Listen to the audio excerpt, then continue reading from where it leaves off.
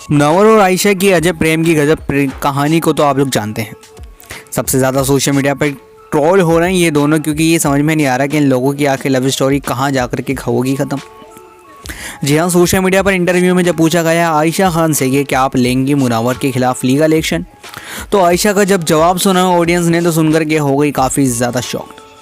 क्योंकि आयशा को तो हमें लग रहा था कि सारी बातें भुला कर के ही बिग बॉस के घर से मुनव्वर के से सॉर्ट आउट करके निकली हैं, लेकिन बाहर आकर के जो आयशा ने रिएक्शन दिया है मुनव्वर के और अपने रिलेशनशिप पर, वो काफ़ी ज़्यादा शॉकिंग था।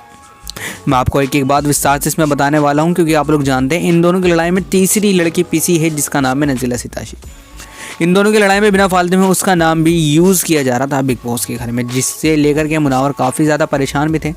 तो काफ़ी ज़्यादा ही गिल्टी भी फील कर रहे थे कि आयशा की लड़ाई में बिना फालतू में मैंने नज़ीला को घसीट लिया।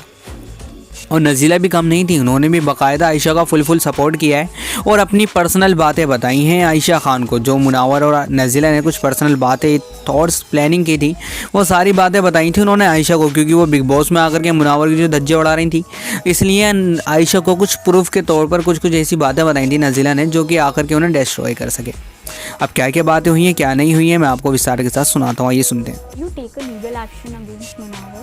No, I don't want to take any legal action इसके against. I think जितनी भी चीज़ें हुई हैं मेरे लिए सच बाहर आना बहुत ज़्यादा ज़रूरी था, वो आ चुका है and everybody knows the truth and it's more than enough. And one thing that I would want from his side is that to learn from this mistake and implement in his life and not repeat this again with anybody.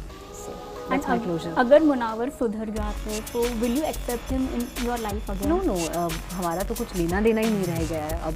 वो I hope वो सुधर जाएं या सुधर गए हैं and उनका जो भी फ्यूचर होता है उसमें वो चीज़ को कायम रखें, but no, that is not somebody I would want to be associated.